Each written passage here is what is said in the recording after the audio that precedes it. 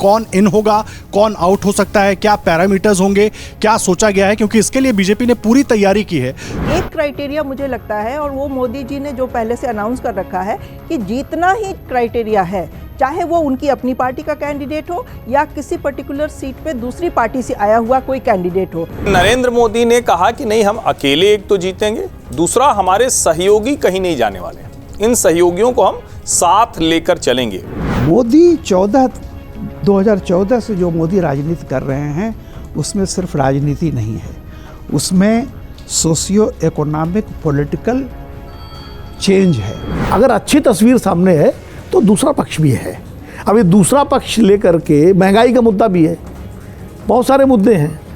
तो मुझे लगता है कि विपक्ष इन मुद्दों को कैसे जनता के बीच ले जा रहा है, ले नहीं जा पा रहा है, ये एक सवाल है। नई पौध को आने का मौका दिया, जिसकी वजह से आज एक जो आदमी बड़े नेता की रैली में दरी बिछाने का काम कर रहा है, उसको ये भी पता है कि कल को हो सकता है हम मंच पे खड़े होकर भाषण दे रहे हैं। पूरी लाइनअप थी, चाहे जितेंद्र प्रसाद हो, चाहे सचिन पायलट हो, चाहे ज्योतिरादित्य हो जो इधर पाला कूद के आ गए, इन सबको आगे नहीं जो करने दिया पुराने कर्णधारों ने। उन्होंने अपनी अपनी दुकानें मठाधीश की तरह जमा ली, उनसे उस चक्रव्यूह से पार नहीं जा पाने का आज कांग्रेस को खामियाजा भुगतना पड़ रहा है। नमस्कार, अमर उजाला.com पर आपका स्वागत है और हमेशा की तरह हम एक बार फिर आपके सामने लेकर हाजिर हैं आपका पसंदीदा शो खबरों के खिलाड़ी।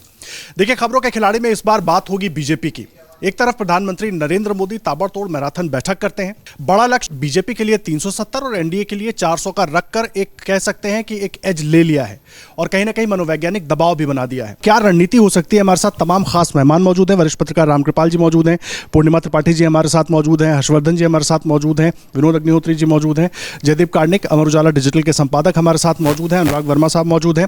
और सबसे बात करेंगे, क्योंकि खबरों को बहुत बेहतर तरीके से लोग समझते हैं, खबरों के खिलाड़ी हैं, क्या मायने होंगे, किस तरीके से रणनीति हो सकती है, उस पर बात करेंगे। रामकृपाल जी, आपसे इस चर्चा की शुरुआत करूंगा। मैराथन बैठक 3:30 बजे रात तक पीएम मोदी बैठक करते हैं, लेकिन जिस तरह की बातें निकल कर आ रही है, रणनीति क्या होगी? इतना बड़ा लक्ष्य जो प्रधानमंत्री नरेंद्र मोदी ने रख दिया है उसके हिसाब से देखिए, लक्ष्य ये तो सीधी सीधी बात है कि जो जिता सकता है, ये प्राइमरी लक्ष्य होता है कि वही विनिंग कैंडिडेट। सभी लोग कहते हैं विनेबिलिटी इज द ओनली। देखिए, बीजेपी में एक बात आप समझ लीजिए, जब भी कोई इलेक्शन आता है तो चेहरे की बात एक पारंपरिक रूप से शुरू होती है। चेहरा कौन है? आप पिछले विधानसभाओं का देख लीजिए, लगातार ये बात होती थी कि बीजेपी ने चेहरा नहीं दिया है, चेहरा नहीं दिया। तो मैं पहले ही कहता, चेहरा न देना भी कई बार स्ट्रेंथ होती है। उसका एक रीज़न होता है। कोई भी कितना भी अच्छा काम किया हो अपनी कॉन्स्टिट्यूएंसी में, कुछ न कुछ उसके साथ निगेटिव चीज़ें रहती हैं। और जहाँ जिन कैंडिडेट के साथ ज़्यादा निगेटिव है, तो वहाँ अगर आप चेहरा बदलते हैं तो कम से कम एक पॉजिटिव होता है कि वो कोई निगेटिव बैगेज लेके नहीं आ रहा है। वो भले ठीक है, उससे कोई उम्मीद लगाए ना लगाए, लेकिन उसने तो चूँकि कोई काम किया नहीं, इसलिए निराशा कम रहती है उसके साथ। दूसरी बात, एक बेसिक चीज़ समझ लीजिए, 2014 से ही मैं हमेशा एक बात को कहता हूँ कि 2014 में मोदी की जीत एक रेफरेंडम था। वो सिंपल रेफरेंडम था, मोदी चाहिए या मोदी नहीं चाहिए। ये बात मैंने 2014 में भी कही थी, हुआ। और मोदी 2014 में तो मोदी ने कोई देश के लिए उस तरह नहीं, जो भी काम किया था गुजरात में किया था, लेकिन 2014 से लेकर 2024 के बीच में उन्होंने जो काम किया है आज की तारीख में, मोदी जी इस लिबर्टी में हैं आज। जैसे उन्होंने, देखिए, महाराष्ट्र में फडणवीस को कौन जानता था, खट्टर को कौन जानता था, योगी अचानक आए, नाम पहले से कुछ नहीं था, द्रौपदी मुर्मू कहाँ से आई, कोविंद जी कहाँ से आए, कोई भी नहीं। तो अगर आप पैटर्न देखिए तो हमेशा चौंकाने वाले, एक्सपेक्टेड लाइन पर कभी कुछ नहीं होता। इसलिए मैं कहता हूँ कि बीजेपी भी में एक चीज़ है, वहाँ डेवलपमेंट नहीं होते, डिसीजन होते हैं। और कौन से नाम आएंगे इस बारे में कयास मत लगाइए, लेकिन एक मैं कह रहा हूँ, जिनके साथ भी थोड़ा सा नेगेटिव चीज़ होगी, परफॉर्मेंस। मोदी 400 अगर करेंगे तो एक एक का पूरा परफॉर्मेंस वो क्या किया है लेके बैठे हुए हैं इतने दिनों से, जो आप कह रहे हैं। तो हो सकता है, और 2 उदाहरण मैं दूंगा अभी लेटेस्ट भी। एक याद कीजिए, छत्तीसगढ़ में सारे के सारे एमपीज बदल दिए गए थे ना, गुजरात में पूरी कैबिनेट चेंज कर दी गई थी, और मध्य प्रदेश याद कीजिए, शिवराज सिंह चौहान और ये अपनी राजस्थान की राजकुमारी, तो ये कहा जाता वसुंधरा राजे, ये इतने बड़े नाम थे। कई बार तो मुझसे लोग बहस करने लगे कि नहीं, इन लोगों को अगर नाराज़ करेंगे तो इसका खामियाजा। आज की तारीख में सोचिए, कहीं ये अखबार में, प्रिंट में, कहीं चर्चा में नहीं है। सीधी बात है, 10 साल में मोदी जी का काम और उनकी नीतियाँ, चेहरा काम करता है, लेकिन जहाँ सिर्फ मोदी का चेहरा काम कर रहा हो, लोकल कैंडिडेट मायने नहीं रखता है। मैं अभी एक गांव से लौटा हूँ, वहाँ मैंने पूछा, वहाँ एक कैंडिडेट बीजेपी में शामिल हुआ है जिसके बारे में एक वही रहेगा। तो मैंने कहा कि भाई अब क्या करोगे? तो उन्होंने कहा कि नहीं, ये कैंडिडेट तो गड़बड़ है, हमने पिछली बार नहीं दिया था, हम तो मोदी के नाम पे वोट देंगे, इसलिए बीजेपी को देंगे। मैं एक बात बता रहा हूँ आपको, तो बीजेपी आज उस लिबर्टी में है, उसके पास ये है कि वो जितना चाहे चेहरा चेंज कर दे, और जितने चेहरे चेंज होते हैं कम से कम वो कोई नेगेटिव बैगेज लेकर के नहीं आते। तो जो नए चेहरे आएंगे, मुझे लगता है कि कद्दावर लोगों का भी पहली लिस्ट में नाम होगा ही, ऑब्वियस है, जिनके बारे में है कि नरेंद्र मोदी लड़ेंगे ही, अमित शाह लड़ेंगे ही, लेकिन बहुत सारे नाम ऐसे आएंगे जो आपको चौंका सकते हैं, हमें चौंका सकते हैं। उसके बारे में कोई पहले से प्रेडिक्शन करना उचित नहीं होगा। जिसे कह रहे हैं पहले से प्रेडिक्शन करना उचित नहीं है, लेकिन बहुत सारे नाम हो सकते हैं और इसी को लेकर कयास लग रहे हैं पूर्णिमा जी। लेकिन एक बात मैं समझना चाहूँगा, 2019 को अगर मैं याद करूँ तो चुनाव अनाउंस होने के करीब 10 से 11 दिन के बाद बीजेपी की लिस्ट आई थी। इस बार ये कवायद बहुत पहले से जारी है और अभी जब हम ये बात कर रहे हैं, प्रधानमंत्री लगातार ताबड़तोड़ उनके दौरे भी जारी हैं और विपक्ष पर हमले भी जारी हैं। तो बड़े लक्ष्य की वजह से कोशिशें और तेज़ कर दी गई हैं, कहीं कोई चूक ना हो जाए, क्योंकि अगर पहले लिस्ट आएगी और असंतुष्ट होते हैं तो उसको भी ठीक करने का वक्त मिल पाए। देखिए, असंतुष्ट होने का तो अब बीजेपी में कोई सवाल रह ही नहीं गया है। जिनके कटेंगे भी, हमने पिछले विधानसभा जो स्टेट के इलेक्शंस हुए थे उसमें देखा था कि जिनको बड़े दिग्गज नाम हुआ करते थे उनको थोड़ा किनारे भी किया गया और वो असंतुष्ट भी हुए, लेकिन उसका कोई फ़र्क नहीं पड़ा, कोई उसका इम्पैक्ट नहीं हो पाया नेगेटिव। तो असंतुष्ट तो अब कोई होके भी कोई ज़्यादा फर्क नहीं डाल सकता है। लेकिन हाँ, जो नामों पे चर्चा चल रही है, सिर्फ एक क्राइटेरिया मुझे लगता है, और वो मोदी जी ने जो पहले से अनाउंस कर रखा है कि जीतना ही क्राइटेरिया है, चाहे वो उनकी अपनी पार्टी का कैंडिडेट हो या किसी पर्टिकुलर सीट पे दूसरी पार्टी से आया हुआ कोई कैंडिडेट हो। अगर दूसरी पार्टी से आया कैंडिडेट उस जगह के इक्वेशन के हिसाब से मोदी जी को लगेगा कि भारी पड़ रहा है, तो वो अपनी पार्टी का कितना भी स्टैब्लिश नाम होगा उसको वो दरकिनार करेंगे, ये हमें लग रहा है। और इस वजह से लोग असंतुष्ट होंगे भी, लेकिन उसका जैसा मैंने कहा कोई फ़र्क ज़्यादा पड़ेगा नहीं। मोदी जी ने एक लाइन जरूर खींच दी है। हमने देखा था पहले भी, वो एक 300 नंबर का उन्होंने पिछली बार नारा दिया था तो 303 सीटें आई थी, इस बार 350 का नारा दे दिया है, 370 का नारा दे दिया है।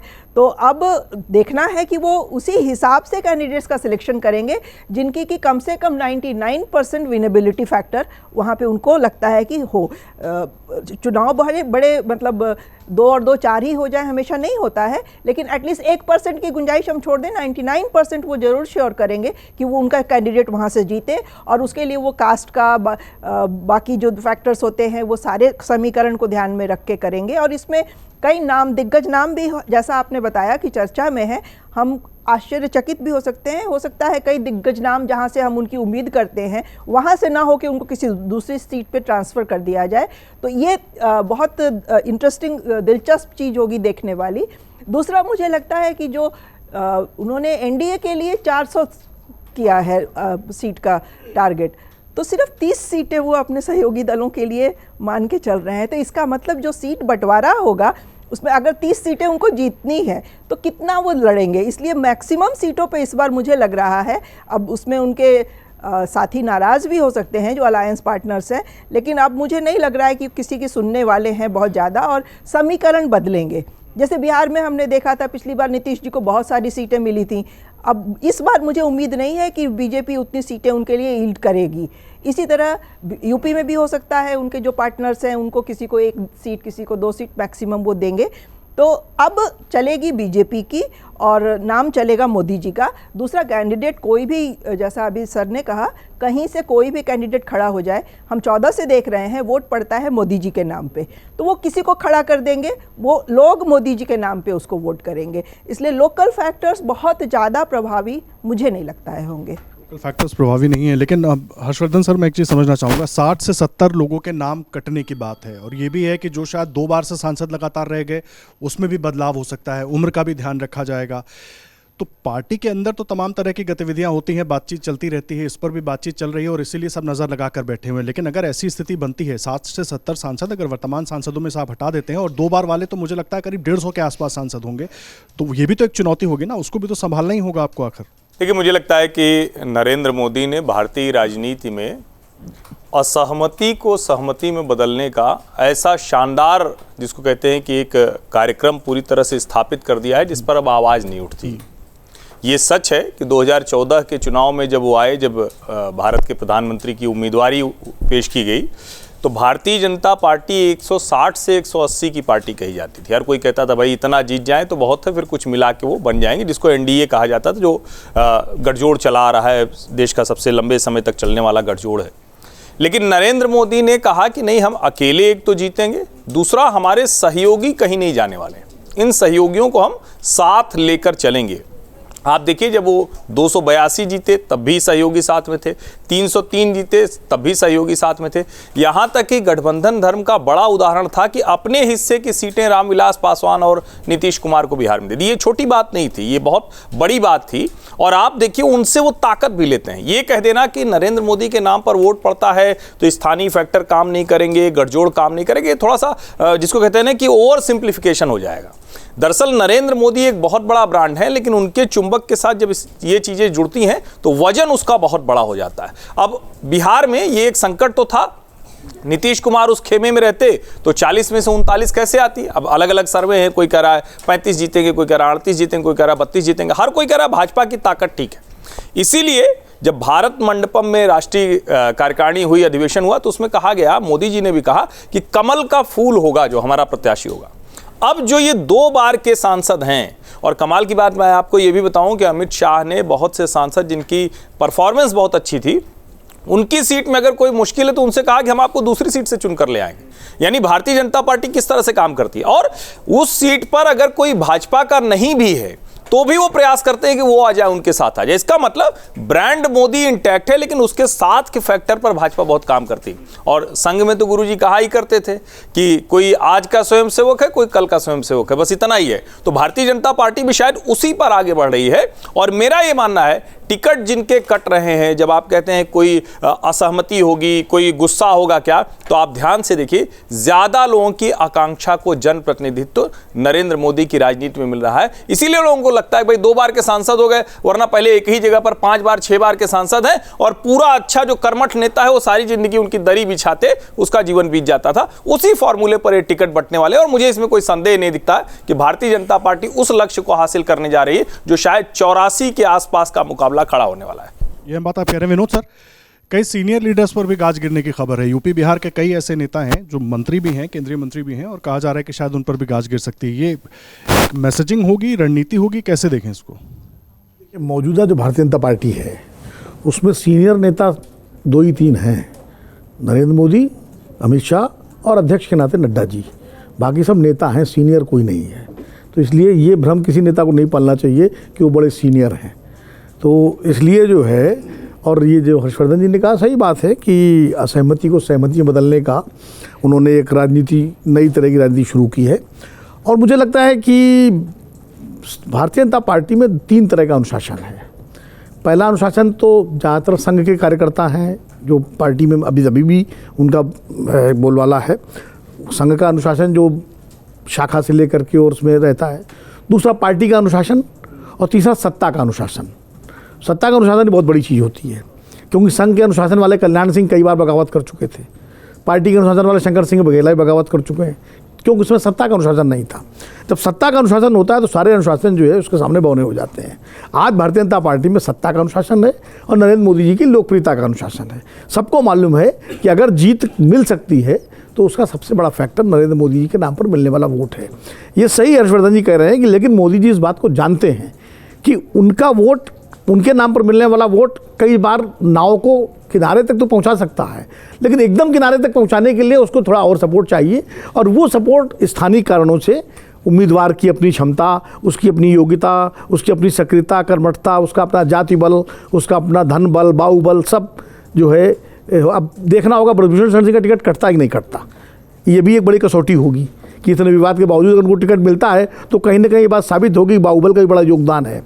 इसी तरह जो है जैसे अब अनुप्रिया पटेल हैं, ओम प्रकाश राजभर है, अभी इनको मंत्री बनाया जा रहा है, ओम प्रकाश राजभर को, दारा सिंह चौहान को ना भी बनाए तो आज की तारीख में ओम प्रकाश राजभर और दारा सिंह चौहान कुछ बहुत ज़्यादा बिगाड़ नहीं सकते भारतीय जनता पार्टी का, लेकिन वो जो उनके साथ रहने से जो जुड़ सकता है, मान लीजिए अगर 8 नंबर मिल रहे हैं तो 10 में 10 नंबर कैसे मिले, 2 नंबर उनके भी जुड़ सकते हैं, तो वो भारतीय जनता पार्टी के नेतृत्व जानता है, इसलिए वो उनको भी एक तरह से संतुष्ट कर रहा है। उनकी जो मांग है, वो राजभर जी ने तो कह दिया था कि हम होली नहीं मनाएंगे इस बार, अगर हमें राजपाट नहीं मिला तो कहा भी ठीक है होली मनाओ, उनको मंत्रिमंडल बनाने की तैयारी हो रही है, मंत्री लाने की। तो इसी तरह जीतन राम मांझी जो 2 बार एनडीए में रह के अपना दिखा चुके हैं ताकत, लेकिन फिर भी उनको साथ में रखा हुआ है। चिराग पासवान, पशुपति पारस दोनों को साथ में रखा हुआ है कि इनसे जो ऐड हो सकता है वो भी ऐड हो। नीतीश कुमार भले आ गए हों, लेकिन नीतीश कुमार का आने का ये मतलब नहीं चिराग पासवान और पशुपति पारस को और जीतन राम मांझी, उपेंद्र कुशवाहा को भारतीय जनता पार्टी किनारे कर देगी, बिल्कुल नहीं। वो भी रहेंगे और नीतीश कुमार को भी मालूम है कि ये रहेंगे और आपको भी रहना पड़ेगा। तो ये एक रणनीति भी है। जहाँ तक भाजपा के अपने उम्मीदवारों की बात है तो निश्चित रूप से कुछ क्राइटेरिया तो पहले से तय है, उम्र का क्राइटेरिया कि भाई 75 पार या 75 तक पहुंच चुके लोगों को रिपीट नहीं किया जाएगा। दूसरा, कई ऐसे सांसद जिनके खिलाफ बहुत असंतोष है, नाराज़गी है, उन पर भी विचार हो रहा है। मेरी जहाँ तक सूचना है कि जो रात में मीटिंग हुई 3 साढ़े 3 बजे तक, उसमें मोदी जी ने जो लिस्ट आई उसमें बहुत हेर फेर किया है, बहुत सारी चीज़, क्योंकि बहुत व्यक्तिगत स्तर पर भी वो फीडबैक लेते हैं। उनके तमाम जो चैनल हैं उन पार्टी के अलावा उससे भी कई चीज़ें जो है वो देखते हैं। अनुराग सर, मैं आपके पास आ रहा हूँ। एक चीज़ मैं समझना चाहूँगा खास करके, क्योंकि जिस तरीके से रणनीति पर काम हो रहा है, 2014 में नरेंद्र मोदी के चेहरे पर जिसको उन्होंने खड़ा किया, ज़्यादातर लोग बिना किसी दिक्कत के जीत के आए। 2019 में भी हम लोग भी फील्ड में थे, लोगों का ये तर्क था कि मोदी को वोट देना है, वो प्रत्याशी नहीं देख रहे थे। स्थानीय मुद्दे होंगे लेकिन वोट मोदी को देना है। इस बार भी क्या बीजेपी कॉन्फिडेंट है? बिल्कुल सब कुछ वैसा ही है, क्योंकि एक तरफ तो विपक्ष एकजुट होने की बात कर रहा है, वो दिखाई नहीं देता। ये एक एज बीजेपी को मिल रहा है। देखिए, इसमें एक थोड़ा सा मैं इसके आगे एक पॉइंट में जाना चाहूँगा। देखिए, मोदी जी जीत रहे हैं, बीजेपी जीत रही है, एनडीए आ रहा है, इस पे कहीं कोई अभी कोई डिबेट नहीं है। कितनी सीटें आ रही हैं इस पे हम डिबेट कर सकते हैं कि जो 370 और 400 का एक आंकड़ा दिया गया है वो हम पहुंच रहे हैं या नहीं पहुंच रहे हैं, और अगर पहुंच रहे हैं तो कैसे पहुंच रहे हैं, उस पे हम डिबेट कर सकते हैं। बाकी सरकार बनाने पे हम कोई डिबेट नहीं कर सकते। लेकिन ये 2024 का चुनाव एक और वजह से बहुत महत्वपूर्ण है, और 19 और 14 से थोड़ा सा डिफरेंट इसलिए है कि ये चुनाव 2029 के चुनाव के लिए एक फ्रेमवर्क तैयार करने वाला भी चुनाव है। वो कैसे, मैं उसको बताना चाहूँगा कि देखिए 2029 में जो अभी की लीडरशिप है, जो अभी जैसे अभी अग्निहोत्री सर ने कहा कि 2 सीनियर लीडर हैं और बाकी सब लीडर्स हैं, तो इन लीडर्स में से और कुछ सीनियर लीडर तब तक 29 तक शायद रिटायरमेंट वाला जो एक अनसेट क्राइटेरिया है उसमें फॉल करेंगे। तो आपको एक नई लीडरशिप भी तैयार करनी है 2029 के चुनावों के लिए। उसको कैसे करनी है, वो ये इनके पास एक सुनहरा मौका है, क्योंकि विपक्ष बहुत कमज़ोर है इस समय। आप एक्सपेरिमेंट कर सकते हैं। एक्सपेरिमेंट कहाँ होंगे? एक्सपेरिमेंट वहाँ होंगे जहाँ आप बहुत स्ट्रांग हैं, आपकी जीती हुई सीटें हैं। एक्सपेरिमेंट आप वहाँ करेंगे जो कमज़ोर सीटें हैं और वहाँ पे आपको ज़्यादा एनर्जी लगानी है। तो जो मेरा अंदाज़ा है, मुझे नहीं पता कि बाकी हमारे सहयोगी लोग उससे सहमत होंगे या नहीं, मुझे ऐसा लगता है कि उत्तर प्रदेश और महाराष्ट्र सबसे ज़्यादा बड़ी प्रयोगशाला शायद बनेगी नई लीडरशिप को लाने के लिए। और नई लीडरशिप 2029 के लिए, जैसे अभी पिछले चुनाव में जिस तरह के प्रयोग इन्होंने मध्य प्रदेश में किए और राजस्थान में किए, वो एक नई लीडरशिप उन प्रदेशों को दी गई है, क्योंकि वहाँ पे जो सेंट्रल लीडरशिप स्टेट की थी, स्टेट की जो लीडरशिप थी वो बहुत पुरानी हो चुकी थी। अब हमें एक नए फेज़ या 2 नए फेज़ की ज़रूरत थी। तो उन्होंने पिछले विधानसभा चुनावों में बहुत ही स्मार्टली वो नई लीडरशिप वहाँ क्रिएट कर दी, जो अगले 10-20 साल के लिए उन स्टेट्स में तैयारी हो चुकी है। अभी ये चीज़ हमारे पास लोकसभा चुनावों में 29 के लिए हमारे पास इस चुनाव में कुछ हद तक तैयारी हो जाएगी। इसमें एक चीज़ और है कि विपक्ष से हम लोग ये बात कर रहे हैं, बहुत सारे पैनलिस्ट अलग अलग टीवी चैनल में बोला करते हैं, अगर आप इतने स्ट्रांग हो तो आप दूसरी पार्टियों से लोगों को तोड़ के ला क्यों रहे हो? ये तोड़ के लाना, जो मेरा अपना विश्लेषण है, वो तोड़ के लाना इसलिए नहीं है कि इन्हें सीटें बढ़ानी है।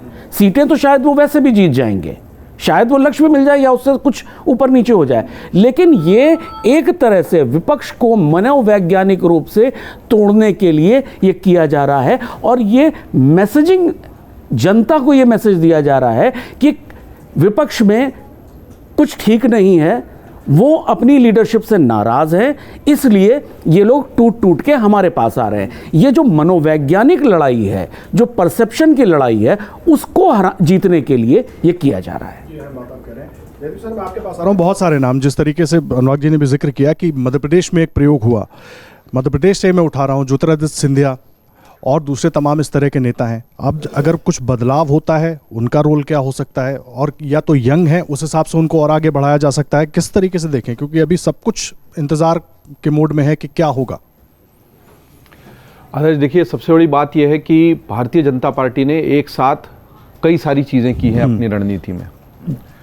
अनुशासन, चमत्कार, मनोवैज्ञानिक दबाव, प्रयोग, जीतने की जिद, समर्पण, ये सब एक साथ उनकी स्ट्रैटेजी में आपको दिखाई देगा। जो अनुराग जी कह रहे थे उसी बात को आगे बढ़ाऊंगा। मनोवैज्ञानिक दबाव होता क्या है और मनोवैज्ञानिक दबाव का प्रभाव क्या होता है, इसी खबरों के खिलाड़ी शो में आप 2 महीने पीछे चले जाइए तो हम लगातार इंडिया गठबंधन, उसका प्रभाव, वो तस्वीरें जो बिहार से, बेंगलोर से और मुंबई से आ रही थी और उसकी संभावनाएं, और ये तक नक्शा रख के कि 400 सीटें आखिर कहाँ से आएंगी। आज हम क्या बात कर रहे हैं? बीजेपी विपक्ष है नहीं, और आप सवाल भी इससे उठा रहे हैं कि ये जो आप 3-4 भाषणों की अगर क्लिपिंग्स को जोड़ लें नरेंद्र मोदी जी की, वो कह रहे हैं कि 2029 तक हम इकोनॉमी में तीसरे स्थान पर पहुंच जाएंगे। वो कह रहे हैं आएगा तो, और उसके आगे छोड़ दे रहे हैं सभाओं में। 370 के लक्ष्य को उन्होंने लॉक कर दिया है। 400 पार जाने की बात को लगातार नारों में कह रहे हैं। उसका इतना ज़बरदस्त मनोवैज्ञानिक प्रभाव है जो तो उससे विपक्ष जो खड़ा भी होना चाह रहा था, उसकी भगदड़ है जो ये कह रहे हैं अनुराग जी की, उसकी वजह से भी कई लोगों को लग रहा है कि यार ये संभावना नहीं है यहाँ पे, तो फिर डूबती नाव में कोई सवार होना चाहता नहीं है। एक वो भगदड़ भी, और एक इनका ही है कि अगर आपको संभावनाएं दिख भी रही हैं कि आप आ रहे हैं और विपक्ष खत्म सा हो रहा है, तो भी किसी मोर्चे को खाली नहीं छोड़ना है। भारत रत्न की बात हमने पिछली बार की, जिस तरीके से क्षेत्रीय और अन्य संतुलनों को साधते हुए एक साथ भारत रत्न दे दिए गए, बड़ी स्ट्रैटेजी थी। अभी भी विपक्षियों से अपने उम्मीदवार लाने की कवायद जारी है। आप बात कर रहे हैं मध्य प्रदेश की रणनीति की, उन्होंने एक उम्मीद जगा दी है। उम्मीद और अनुशासन के संतुलन से उन्होंने कैसे अपनी रणनीति को साधा, इसका उदाहरण है कि किसी मोहन यादव को लगता है कि अचानक वो मुख्यमंत्री बन जाएगा, किसी भजनलाल शर्मा को लगता है कि यार मैं सिर्फ दरी बिछाता नहीं रहूंगा, मैं मुख्यमंत्री बन जाऊंगा, किसी विष्णुदेव साय को लगता है कि नहीं नहीं मेरे में संभावना है, कोई द्रौपदी मुर्मू राष्ट्रपति बन जाती है। तो उन्होंने ये भ्रम तोड़ दिया है कि नहीं, जो बड़े नेता हैं वो हमेशा बड़े बने रहेंगे और नीचे का नेता कभी ऊपर नहीं आ सकता। उसी की वजह से यह है जो आप मध्य प्रदेश, सारे नेताओं ने चुनाव लड़ा था, केवल एक ज्योतिरादित्य सिंधिया जी थे, नरेंद्र सिंह तोमर, कैलाश विजयवर्गीय से लेकर प्रहलाद पटेल तक सबको उतार दिया गया था विधानसभा के चुनाव में। अब संभावना है कि वो लड़ लें। ये संभावना कितनी सत्य होगी ये तो अगले 1-2 दिन में पता लग जाएगा। ऐसा माना जा रहा है कि नाम आ जाएंगे। बात शिवराज सिंह चौहान को भी लोकसभा चुनाव लड़ाने की हो रही है, क्योंकि अब उनकी भूमिका राज्य में वैसी रही नहीं और अगली भूमिका की वो तलाश में ही घूम रहे हैं।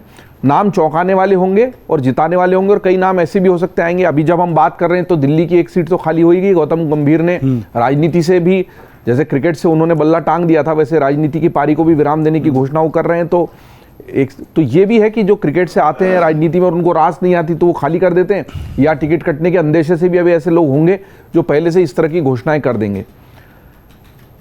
हम लोग भारतीय जनता पार्टी की जो लिस्ट आई थी विधानसभा चुनाव में, उस पर भी जब बात कर रहे थे तो बहुत सारे ऐसे नाम सामने आ गए थे जिनके बारे में सोचा नहीं गया था। मुझे लगता है कि लोकसभा में भी ऐसे ही अलग अलग क्षेत्रों के प्रतिनिधियों को जो प्रोफेशनली क्वालिफाइड हैं उस काम को करने के लिए, उनको टिकट देकर लोकसभा में लाने की कोशिश हो सकती है, क्योंकि जमीन तैयार है और ये मान के चला जा रहा है कि अगर जीत निश्चित है और विपक्ष कमजोर है तो उसका ज्यादा फायदा ऐसे लोगों को लोकसभा के दरवाजे से एंट्री देने में है जिनसे आगे जाकर उनकी जो गुणवत्ता है, उनके जो गुण है, जो स्किल्स है उनकी, उनका लाभ लिया जा सके। अभी हाल ही में संपन्न हुए राज्यसभा के चुनावों को भी देख लीजिए, कोई मोर्चा खाली नहीं छोड़ा। हिमाचल प्रदेश में भी मात दी और उत्तर प्रदेश में भी 8वें को जिता के ही ले गए। ये हम बात आप कह रहे हैं रामकृपाल जी, चेहरे पर मैं बात करता हूं, क्योंकि विपक्ष की अगर बात करें ना, वो अभी भी चेहरे के आसपास घूम रही है, लेकिन पिछले विधानसभा चुनाव से प्रधानमंत्री नरेंद्र मोदी ने चेहरा ही बदल दिया है। अभी हाल फिलहाल भी उनके भाषणों को सुने तो वो सिर्फ कमल की बात कर रहे हैं। ये मैसेजिंग या इससे किस तरीके से कनेक्ट करने की कोशिश हो रही है, इसके पीछे की जो मैसेजिंग है कि आप चेहरे की चिंता मत कीजिए, आप कमल का ध्यान रखिए, ये एक बड़ा बॉन्ड बना रहे हैं वो? देखिए, मैं आपकी इजाज़त से कुछ बातें कहना चाहता हूँ। ज़रूरी नहीं कि मेरी किसी एक बात में तारतम्य हो, लेकिन एक जनरल पहली बात तो ये है कि राजनीति को अलग से देखने की जो हम लोगों की एक आदत रही है, वो चाहे मीडिया की हो, किसी की भी हो, कि बाकी चीज़ें सेपरेट हैं, राजनीति अलग है। आज़ादी के बाद से आज तक आप देखिए तो हमेशा क्या होता था कि एक नैरेटिव उछाला जाता था, वो चाहे नेहरू का था टूवर्ड्स सॉफ्ट सोशलिज्म रसिया की तरफ वाला, या इंदिरा गांधी का था गरीबी हटाओ, प्रीपर्स की समाप्ति, बैंकों का राष्ट्रीयकरण, एक या जयप्रकाश नारायण का रहा एब्स्ट्रैक्ट संपूर्ण क्रांति अब नारा है, भावी इतिहास हमारा है। 2014 में तो अब मान सकते हैं कि मोदी आए थे, अच्छे दिन आएंगे, जो भी कहा हो, लेकिन आज उनके पास 2024 में नए 2024 नए 14 है न 19 है। 14 में आशंका थी बीजेपी आ भी सकती थी, नहीं भी आ सकती थी। 19 में भी लोग मानते थे 150 सीट से ज़्यादा बीजेपी नहीं जाएगी। 24 में देखिए एकदम चीज़ें बदल गई हैं। अभी 84 और 24 की बात की थी हमारे भाई ने, मैं उसकी बात कर रहा हूँ। समाज में ज़रूरी नहीं है कि कोई दुखांत घटना, बड़ी घटना ही बदलाव लाए। 84 में जो हुआ था बड़ा दुर्भाग्यपूर्ण था, एक सहानुभूति की लहर मिली और 400 सीटें आईं। 2024 में एक पॉजिटिव घटना हुई है, और मैं इस बात को कहता हूं कि ज़रूरी नहीं है कि कोई निगेटिव न्यूज़ ही समाज में हमेशा जो है वो बड़ा सेंटीमेंट सहानुभूति लाए। कोई पॉजिटिव चीज़ भी सहानुभूति ला सकती है। मैं नहीं जानता कि मंदिर का कितना होगा, लेकिन एक बात कह रहा हूँ, एक बात तो आप ये मानेंगे कि 22 जनवरी के बाद से अपोजिशन ने कहना बंद कर दिया कि हम मोदी को हटा देंगे। कम से कम ये कहीं से नहीं आ रहा है। खड़गे खुद कहते हैं 400 कैसे आएंगी, यानी दबे सुर में ये लोगों ने मान लिया है। और दूसरी बात, मैं एक बात कह रहा हूँ कि जो मैं हालांकि आपके शो में पहले भी रिपीट कर चुका हूँ। देखिए, राजनीति में चाहे कोई भी किस पार्टी का हो, भारत के जो राजनीति में लोग हैं वो वनवास के लिए नहीं आए हैं। हर आदमी का लक्ष्य होता है कि सत्ता में पहुँचना या सत्ता के कटघरे में या सत्ता के परिवार में रहना। राम जी 14 साल के बाद लौट आए थे और राजा बन गए। यहाँ सब पूरी भारतीय राजनीति को पता है कि अगर बीजेपी में नहीं है तो 15 साल का वनवास तो सामने दिख रहा है, और उसके बाद भी कोई उम्मीद नहीं है। अपोजिशन में भी लोग रह सकते हैं, नो डाउट, जैसे जेपी ने एक नारा दिया था, बट अपोजिशन में भी किस लिए? क्या आप सत्ता पर पहुँचे? अगर सत्ता भी छोड़ दीजिए तो राजा राम मोहन राय की तरह कोई आए, एक नेता जो आपकी लीडरशिप है, सोशल रिफॉर्म के लिए चले। मोदी 2014 से जो मोदी राजनीति कर रहे हैं उसमें सिर्फ राजनीति नहीं है, उसमें सोशियो इकोनॉमिक पॉलिटिकल चेंज है। और मैं ये कहता हूँ कि आप राजनीति में जब तक आप उसका मोदी जी का पीछा करेंगे तब तक वो पता चला कि एक सामाजिक वो चीज़ लेके आएंगे। Women reservation bill Sonia Gandhi का था, मोदी जी ने उसको फट से कर दिया, स्वच्छता लेकर के आ गए, काशी कॉरिडोर बना दिया। ये सब कहीं आपको उसमें नहीं मिलेगा। आपको मैं बता दूं, कल रविवार है और कल आखिरी कैबिनेट की मीटिंग होने जा रही है जिसमें सारे सेक्रेटरीज भी होंगे। जानते हैं एजेंडा क्या है? 2047 का भारत कैसा होगा, और हर मिनिस्टर अपना बिल्कुल वहाँ पे वो देगा। अब आप सोच लीजिए, वो आदमी जो 24 का इलेक्शन लड़ने जा रहा है, 2047 का भारत क्या होगा उसको क्वांटिफाई करने की बात है। सारे सेक्रेटरीज रहेंगे, सारे मंत्री रहेंगे, और 2047 के भारत की बात हो रही है। तो मैं जो कह रहा हूँ कि मोदी का जो तरीका है वो सिर्फ राजनीति नहीं है, वो इतनी चीज़ें हैं। और एक बात, लाइट मूड में मैं इन लोगों से बात कर रहा था, जब दिल्ली में ब्लू लाइन शुरू हुई थी तो बहुत एक्सीडेंट होते थे, तो एक मेरे मित्र थे पत्रकार, मैंने उनसे कहा कि भाई ब्लू लाइन से ऐसे बहुत एक्सीडेंट होते हैं। बोले मैंने तो सोच लिया ब्लू लाइन से बचने का तरीका। मैंने कहा क्या है? बोले ब्लू लाइन से अगर बचना है तो ब्लू लाइन में चढ़ जाओ। भारतीय राजनीति में आज यही हो रहा है, आप समझ लीजिए। तो दिक्कत यह है कि मैंने कहा ना, विरोध के लिए भी गुंजाइश है, लेकिन आपका कोई लक्ष्य तो हो ना।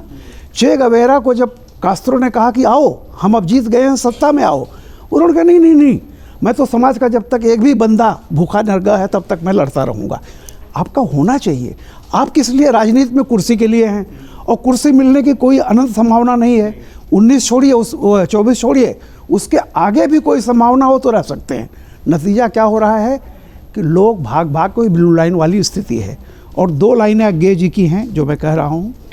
एक ये है कि जीवन कितना आसान होता है जब कोई विकल्प नहीं होता। आज की तारीख में राजनीतिक विकल्प सिर्फ बीजेपी है।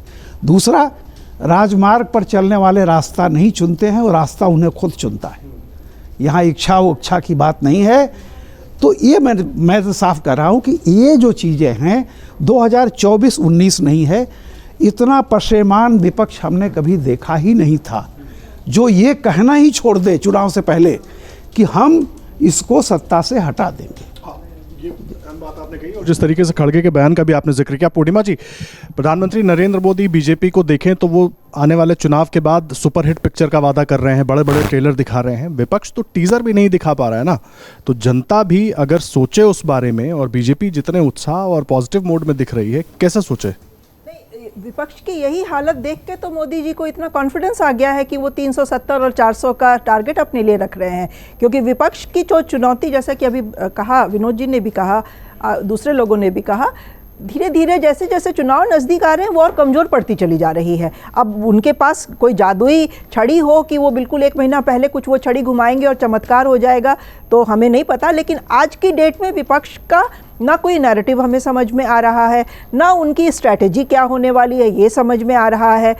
आपस में बैठ के कहीं बातचीत होती नहीं दिखाई दे रही है। अगर हो भी रही होगी तो वो इतने गुपचुप तरीके से हो रही है कि हमें पता नहीं चल रहा है। तो विपक्ष की तरफ से हमें बहुत एक कमज़ोर चुनौती दिखाई दे रही है, इसमें कोई दो राय नहीं है। और जैसा कि सभी वक्ताओं ने कहा है, विपक्ष का ना नैरेटिव क्लियर है, ना, जैसे सर ने भी लाइटर वेन में ही कहा, ब्लू लाइन वाली एक एग्जाम्पल दिया। तो बीजेपी एक उस तरह का बड़ा सा बेहमौत हो गया है जिसमें कि लग रहा है कि हर कोई चढ़ के सुरक्षित हो जाएगा। तो क्यों ना कोई उस सुरक्षित ऑप्शन को चुने, और उस ऑप्शन को चुनने में अगर उनको अपनी जान का और माल का खतरा नहीं नज़र आ रहा है तो वो लोग ज़रूर चुनेंगे उसको। बिल्कुल सही बात है, राजनीति में कोई ढाल मजीरा पीटने के लिए तो नहीं आता है। सत्ता की लड़ाई होती है, एक विचारधारा की लड़ाई होती है। तो आप विपक्ष की तरफ से अगर वो विचारधारा वाला भी मार्ग बिल्कुल क्लियर होता, बिल्कुल सशक्त होता, और एक उसमें रहती एक लाइन ऑफ एक्शन कि हम इस लाइन को फॉलो करेंगे, तो लोग सोचते उसको एज एन ऑप्शन। वो अभी तक क्लैरिटी नहीं आ पाई है। विपक्ष में हम देख रहे हैं बड़े बड़े नाम हैं जो इधर से उधर कभी भी हो जाते हैं, एक दिन के अंदर खेल पलट जाता है। तो वो विचारधारा वाली लड़ाई वैसे भी बहुत कमज़ोर हो जा रही है। तो जो खड़गे जी ने भी जब कहा तो ये बात तो सही है कि अब मोदी को हटाने की बात कोई नहीं कर रहा है। राहुल गांधी बेशक चारों तरफ कह रहे हैं कि हम मोहब्बत की दुकान खोल रहे हैं, लेकिन उस मोहब्बत की दुकान में कौन बेचने वाला है और कौन खरीदने वाला है ये विद इन सेकेंड्स चेंज हो जा रहा है। तो वो भी एक क्लैरिटी नहीं है। जब वोटर जाता है अपने वोट को डालने तो उसको एक क्लियर पिक्चर दिखनी चाहिए सामने, जो क्लियर पिक्चर अभी विपक्ष नहीं पेश कर पा रहा है, और वो मोदी जी ने बिल्कुल क्लियर कर दिया है। तो लोगों के लिए, जैसा सर ने भी कहा कि ऑप्शन नहीं होने से बहुत आसान हो जाता है रास्ता। फिलहाल लोगों के पास, जिसके पास ऑप्शन नहीं है उसके लिए बीजेपी का रास्ता चुनना आसान है। लेकिन एक चीज़ मैं इसमें ऐड करना चाहूँगी, डेमोक्रेसी में ऑप्शन ज़रूर होना चाहिए, और वो ऑप्शन ना होना हमारी डेमोक्रेसी के लिए खतरनाक होगा। इसलिए आज अगर विपक्ष के नेता सुन रहे हो ये बहस, तो उनको उस ऑप्शन के बारे में बहुत सीरियसली सोचना चाहिए और उसके ऊपर काम करना चाहिए, अपनी स्ट्रैटेजी, अपना नैरेटिव लाना चाहिए सामने। ये बात आप कह रहे विनोद सर, मैं आपके पास लेके आता हूँ 2 बातें पूर्णिमा जी की। एक तो लोकतंत्र में विपक्ष की भूमिका अहम है, उनको भी उतना ही मजबूती के साथ आगे दिखना चाहिए। दूसरा बड़ा सवाल इन्होंने उठाया कि मोहब्बत की दुकान कौन खोल रहा है, कौन बेच रहा है, कौन खरीद रहा है, ये क्यों नहीं मैसेजिंग जनता तक उस तरीके से पहुंच पा रही है। यात्राएं हुई, सब कुछ हुआ, लेकिन क्या वाकई अटक गई बात कहीं पे? देखिए, जनता तक मैसेजिंग पहुंच पा रही कि नहीं पहुंच पा रही ये हम तय नहीं कर सकते हैं, क्योंकि न तो मैं उस यात्रा में चल रहा हूँ, ना आप चल रहे हैं, ना हम चल रहे हैं। हम तो वही देख रहे हैं जो मीडिया में और सब जगह दिखाया जा रहा है, उसी के आधार पर अपनी राय बना रहे हैं। ये तो इसका पैमाना जो है, जनता तक बात पहुंची कि नहीं पहुंची, उसका पैमाना चुनाव ही होंगे, समझे, और चुनाव जब होंगे तब पता लगेगा। रही बात विपक्ष की कि विपक्ष का नैरेटिव क्यों नहीं बन पा रहा है, जैसे ब्लू लाइन की बात कही भी रामगोपाल जी ने, हमने तो दौर देखा है ब्लू लाइन कैसे रेड लाइन में बदली और रेड लाइन कैसे फिर फेज आउट हुई। तो हमेशा ब्लू लाइन का ही दौर नहीं होता है, हमेशा रेड लाइन का ही दौर नहीं होता है, दौर बदलते रहते हैं राजनीति में। एक दौर था जब इंदिरा इज इंडिया का दौर था, उस वक्त कोई समझ में नहीं आ रहा था। आज मोदी जी का दौर है, बीजेपी का दौर है, तो दौर बदलते रहते हैं। और ये भविष्यवाणी कर देना कि 20 साल तक अब कोई कुछ नहीं आने वाला, या 10 साल तक, 15 साल तक, 50 साल तक, मैं इस तरह भविष्यवाणी नहीं करता। हाँ, ये चुनाव जो मौजूदा चुनाव है 2024 का, इससे निश्चित रूप से भारतीय जनता पार्टी को काफ़ी एज है। मोदी जी ने जो नैरेटिव बनाया है वो एक बड़ा नैरेटिव बना हुआ है, और देश में इसमें डोमिनेंट नैरेटिव है वो विकसित भारत का, गारंटी उनकी। तो निश्चित रूप से उस लिहाज से विपक्ष अपना नैरेटिव शायद नहीं बना पा रहा, लेकिन ऐसा भी नहीं है। बेरोजगारी का सवाल आज भी इतना ही बड़ा है, जिस तरह प्रदर्शन हो रहे हैं नौजवानों के, हम लोग नहीं देखते हैं उनको, हमारी नज़र नहीं पड़ती उन पर। जिस तरह अभी किसानों का असंतोष सामने आया, भले वो शांत है, चाहे देश के एक ही हिस्से में सही है ना, बहुत सारे अभी जिस तरह, चाहे वो संदेश खाली की घटना हो, और चाहे अभी उत्तर प्रदेश में जो कानपुर में 2 बच्चियां जो है लटकी, इस तरह की महिलाओं की सुरक्षा के सवाल भी देश के अंदर हैं, ऐसा नहीं है। या मणिपुर में, नॉर्थ ईस्ट में जो हो रहा है वो भी है। अगर अच्छी तस्वीर सामने है तो दूसरा पक्ष भी है। अब ये दूसरा पक्ष लेकर के महंगाई का मुद्दा भी है, बहुत सारे मुद्दे हैं। तो मुझे लगता है कि विपक्ष इन मुद्दों को कैसे जनता के बीच ले जा रहा है, ले नहीं जा पा रहा है, ये एक सवाल है। मुद्दे हमेशा रहते हैं। नैरेटिव जो है, अगर मान लीजिए इंदिरा गांधी ने गरीबी हटाओ का नैरेटिव बनाया था, मोदी जी ने अच्छे दिन आएगा नैरेटिव बनाया। अच्छा, मोदी जी की एक विशेषता है, वो अपना कोर्स गोल पोस्ट चेंज करते रहते हैं, वो नैरेटिव भी बदलते रहते हैं, वो एक नैरेटिव पे टिकते नहीं। अब अच्छे दिन का कोई जिक्र नहीं होता है, अब विकसित भारत का जिक्र होता है। अब वो 2047 की बैठक कर रहे हैं, मतलब जनता को 20 साल आगे का आपने एक लक्ष्य दे दिया, एक सपना दिखा दिया कि 25 साल का भारत कैसा होगा। अब 25 साल बाद कौन कहाँ होगा पता नहीं, हम लोगों में से आने वाली पीढ़ी देखेगी कैसी होगी, कैसा होगा 25 साल बाद का भारत। लेकिन एक बड़ा लक्ष्य उन्होंने दे दिया।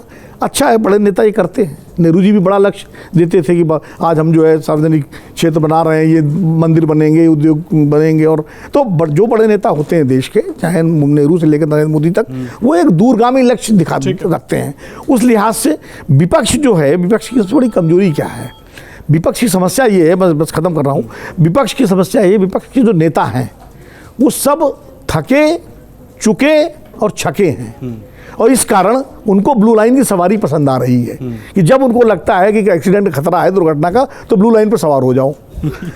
जो थके चुके और छके नहीं है वही लड़ेंगे, वही लड़ रहे हैं। आप कब तक लड़ेंगे ये भविष्य बताएगा, और कैसे लड़ेंगे। कमेंट आप करना चाहते हैं जल्दी से? करना चाहती हूँ, जो अभी विनोद जी ने कहा कि वो नैरेटिव जो विपक्ष का नैरेटिव है, वो उसका पैमाना क्या है कि वो लोगों तक नहीं पहुंच रहा है। तो पैमाना हम हिमाचल राज्यसभा इलेक्शन देखें ना, आपका सरकार है, 40 विधायक हैं, और तब आपका कैंडिडेट हार जाता है।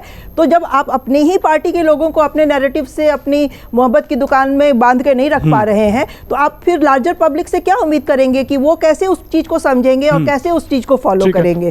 तो पैमाना, हम ये छोटी छोटी चीज़ें हैं जिनसे कि हमें बहुत निराशा हो रही है कि विपक्ष कहाँ कहाँ चूक रहा है। ठीक है, रामकृपाल सर जल्दी से। नहीं, मनोज जी का बिल्कुल सही है, लेकिन देखिए हुआ क्या है, पहली यात्रा के बाद 3 विधानसभाओं के चुनाव हुए, तो नतीजा आ गया ना।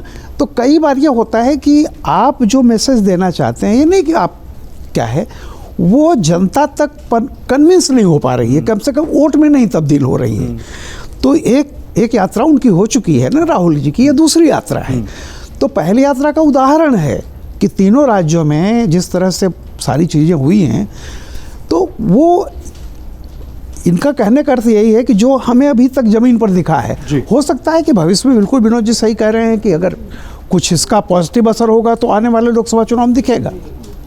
ये हम बात आप कह रहे हैं। हर्षवर्धन जी, मैं आपको बता रहा हूँ, एंटी इनकम्बेंसी का आम धारणा रही है। 2010 का यूपीए का शासनकाल याद करें, जिस तरीके से उस वक्त बीजेपी ने कैंपेन किया था। क्या विपक्ष उस लेवल पर जा पा रहा है? एक और जो लोगों के कमेंट्स हमारे पास आते हैं, देखिए विट्ठल बरकड़े, उन्होंने कमेंट क्या किया है, मैं इसी में ऐड कर देता हूं कि सिर्फ मोदी मोदी कहने वालों की लिस्ट जारी होगी, जनता के वोट की जरूरत नहीं है, ईवीएम ही काफ़ी है। इस तरह की भावनाएं भी खूब हैं। नॉट पॉसिबल 400 ये कहा है। नितिन गडकरी ऐसे नेता हैं बीजेपी के, लेकिन उनका भी टिकट कटेगा या उनको भी हटा दिया जाएगा। इस तरह की भी भावनाएं हैं। लेकिन क्या वाकई ये जो एंटी इनकम्बेंसी की सोच है और विपक्ष की लड़ाई एंटी इनकम्बेंसी को हथियार बनाने की वहां तक पहुंच पा रही है?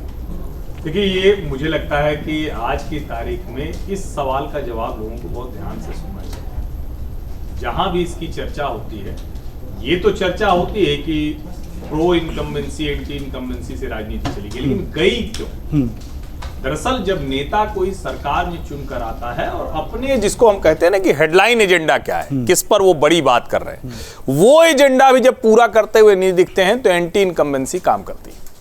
इस देश में कांग्रेस का उदाहरण नहीं लेना चाहिए। कांग्रेस ने खुद को देश बना लिया, गांधी परिवार ने खुद को पर्याय बना लिया स्वतंत्रता आंदोलन का। ये एक तरह से देश के लोकतंत्र के साथ धोखा था। ये कोई ईमानदारी की बात नहीं थी कि आपने एक परिवार और एक घर को कह दिया कि यही लोकतंत्र है, यही स्वतंत्रता आंदोलन है, यही गांधी जी ने अपना नाम उधार दे दिया तो सब कुछ यही है। लोकतंत्र लोगों के बीच की आवाज से निकलता, और हम जब स्वतंत्र होकर आए तो जाहिर है एक ट्रांसफॉर्मेशन की प्रक्रिया थी। लेकिन जब धीरे धीरे लोकतंत्र में है तो जनता ने देखना शुरू किया कि कौन सा नेता जो कहता है उसको डिलीवर भी करता है, यानी जिसको हम गवर्नेंस नाम से जानते हैं, सुशासन नाम से जानते हैं। और ये सिर्फ नरेंद्र मोदी के संदर्भ में नहीं हुआ। नरेंद्र मोदी ने चूंकि उसको बहुत लार्जर कैनवास कर दिया, देश के उस पर कर दिया एक पूरी राजनीति में। वरना आपको दिखता है नवीन पटनायक जैसे नेता चलते हैं, नीतीश कुमार की छवि पर इतनी कहें कि अब तो पलटी मारने का आया राम गया राम की जगह आया नीतीश गया नीतीश, लेकिन फिर भी एक छवि उनकी बनी रही। देश के अलग अलग राज्यों में जब कोई नेता काम कर रहा है तो उसको लगता है कि ठीक है, ममता बनर्जी के राज में इतना गंदा गंदा काम होता हुआ दिख रहा है, मतलब लोकतंत्र रोज वहां सिसकियां ले रहा है, लेकिन फिर भी एक वर्ग है जिसको लगता है कि जो ममता जी कहती हैं वो कर रही हैं। जब आप जो जनता आपको चुनकर भेजती है, अगर उसकी आकांक्षाओं पर खरे उतरते हैं तो आपको वो फिर से वोट देती है। ये anti incumbency pro incumbency, sir पत्रकारों के बीच में ना एक कहते हैं और कुछ तो है नहीं। अच्छा, एक तो पत्रकारों को बड़ा भ्रम होता है, मैं बार बार कहता हूं पता नहीं कैसे वो काम करते हैं। अरे भाई, पत्रकार हैं आप लठैत थोड़ी ना, जो सत्ता में उसको निकाल के बाहर करेंगे, ये आपकी जिम्मेदारी नहीं है। आपकी जिम्मेदारी है सत्ता में वो अगर गलत कर रहा है तो फिर डरिए मत कि वो सत्ता में है। और अगर विपक्ष एकदम लतियर हो गया है, मैं इस शब्द का इस्तेमाल कर रहा हूं जो विनोद जी ने कहा, उससे थोड़ा और आगे जाते, तो हमारी जिम्मेदारी थोड़ी ना कि हम उसको इन्फ्लेट करेंगे। हम जनता की आकांक्षा, जनता के मुद्दों की बात करेंगे। अगर विपक्ष उसको भी उठाने में नाकाम है, इसका मतलब उसमें कमजोरी है। अब राहुल जी की फोटो, आज से फिर यात्रा शुरू हो गई 2 मार्च से, भारत जोड़ो यात्रा। ब्रेक लेके गए थे कैम्ब्रिज, 1-2 दर्जन लोग उनको सुनने आए थे, कुल उतना ही बड़ा वो कार्यक्रम था। उसकी फोटो आ रही है तो बढ़िया बंद गले का सूट वूट पहने, यहां टी शर्ट में घूमते हैं। आपके जब व्यवहार में समानता नहीं दिखती है, आपका जो अलग अलग समय में आपका कैरेक्टर अलग अलग बोलने लगता है, तो भरोसा नहीं बन पाता है। और तब आपको क्या करना पड़ता है, बेरोजगारी के मुद्दे पर, किसानों के मुद्दे पर, फसल के मुद्दे पर आपको नितिन गडकरी का काट के वीडियो और उसको डालना पड़ता है, और नितिन गडकरी नोटिस दे देते हैं, अभी माफी भी मांगेंगे लोग। तो जब वहां आप खड़े हो जाते हैं तो जनता आप पर भरोसा क्यों करेगी? एंटी इनकम्बेंसी प्रो इनकम्बेंसी, ये हम लोगों के बीच की एक कहें कि जुगाली का एक जरिया भर है। ये हम बात आप कह रहे हैं। जल्दी से पूर्णिमा जी ऐड करना चाहूंगी मैं। हर्षवर्धन जी की इस बात से थोड़ा सा मुझे ऑब्जेक्शन है। इन्होंने कहा कि गांधी जी ने अपना नाम उधार दे दिया। गांधी जी ने उधार दे दिया इसलिए ये गांधी नाम जो अभी आज की राजनीति में सक्रिय है वो उस वजह से नहीं है, उसकी वजह दूसरी हैं। तो एक इतनी दूसरी नहीं तो महात्मा गांधी के नाम से तो नहीं ये परिवार चल रहा है ना। नहीं, गांधी जी ने उधार दिया इसलिए, गांधी जी ने उधार दिया इसलिए इंदिरा गांधी गांधी बनी या राजीव गांधी या राहुल गांधी गांधी बने, वो सच नहीं है। और दूसरा, मुझे इस चीज से बहुत ऑब्जेक्शन है। लोगों को पता तो चले, हम पत्रकार यही तो काम करते हैं। अगर ऑब्जेक्शन कर रहे हैं तो हमें बताना चाहिए ना। सच दुनिया को पता है, सच दुनिया को पता है। लेकिन मुझे इस चीज से बहुत ऑब्जेक्शन है कि एक पार्टी जिसने कि आजादी के बाद जिस फटेहाली में हमारा देश था उसको खड़ा करके 70 सालों तक उस देश में बेसिक लॉजिस्टिक्स इंफ्रास्ट्रक्चर का निर्माण किया, इस तरह से डेनिग्रेट कर देना, ये अपने आप में बहुत अफसोसजनक है। आप जवाब देंगे? नहीं, मैं तो कुछ नहीं कहूंगा, मैं फिर कहूंगा कि ये पूरा चलाइएगा और ये बताइए कि जो मैंने कहा उस पर पूर्णिमा जी कुछ बता पाई या नहीं, सिर्फ कट करने के लिए कुछ बात मन में बताएं, तथ्य जाने ना दर्शक। ठीक है, उस पर अमर उजाला के दर्शकों को पता होना चाहिए कि उधारी गांधी पे कोई जवाब है क्या पूर्णिमा जी पास? ठीक है, अनुराग जी सबकी बात सुन रहे हैं, सवाल वही नहीं, जानकारी है तो आपको बताना चाहिए, जानकारी है तो बताना मजबूती बन गई है और इसीलिए अब पूरा एक्सपेरिमेंट के लिए ओपन ग्राउंड है उनके पास। चुनाव के बाद पिछले 15 साल 10 साल से हम एक चीज सुनते आ रहे हैं, 10 साल से तो खासकर सुनते आ रहे हैं कि ईवीएम हैक हो गया। ये हर चुनाव के बाद विपक्ष के पास एक चीज होती है कि ईवीएम हैक हो गया। उसी पे मैं एक लाइन बोलना चाहूंगा, जिस दिन राम मंदिर की में प्राण प्रतिष्ठा हो रही थी और विपक्ष ने उसका विरोध किया था, इनका ईवीएम उसी दिन हैक हो गया था और जो जनता का उस समय सेंटीमेंट था उसी दिन हैक हुआ था। ये मेरी बात आप लिख लीजिए, ये आज जिस दिन चुनाव के परिणाम आएंगे, ईवीएम हैक की जो बात होगी वो चुनाव के बाद नहीं, वो इनका प्राण प्रतिष्ठा वाले दिन हो गया था ईवीएम हैक। अच्छा, अब मैं आता हूं दूसरे मुद्दे पे कि किस वजह से बीजेपी के पास एज है और इंडिया अलायंस या कांग्रेस बहुत पिछड़ गई है। अगर नरेंद्र मोदी जी ने एक गुड गवर्नेंस, राजनीति में पॉजिटिव नैरेटिव और विकास की बातें करना है वो दिया है, तो साथ में एक चीज और दी है, एक शब्द दिया है, उसके मायने राजनीति में बहुत बड़े हैं अगर उसको विपक्ष समझे तो, वो है मार्गदर्शक मंडल। भाई आप कभी तो एक्टिव राजनीति से रिटायर होगे और मार्गदर्शक मंडल में जाओगे। बीजेपी ने उसको सिर्फ बात नहीं करी, उसको इम्प्लीमेंट किया और नई पौध को आने का मौका दिया, जिसकी वजह से आज एक जो आदमी बड़े नेता की रैली में दरी बिछाने का काम कर रहा है, उसको ये भी पता है कि कल को हो सकता है हम मंच पे खड़े होकर भाषण दे रहे हैं। आज हम जो कर रहे हैं वो तो ठीक है, लेकिन हमें भी मौका मिलेगा चुनाव लड़ने का, हमें भी मौका मिलेगा संसद भवन जाने का। इसके विपरीत आप अगर कांग्रेस में आए तो 90 साल के उनके पार्टी के अध्यक्ष होते हैं। उनकी पार्टी में एक, चाहे वो प्रधानमंत्री रहा हो या उनकी पार्टी से कभी कांग्रेस का अध्यक्ष रहा हो, उसके ऊपर सुपर प्राइम मिनिस्टर का पद भी रहा है और सुपर अध्यक्ष का पद भी रहा है।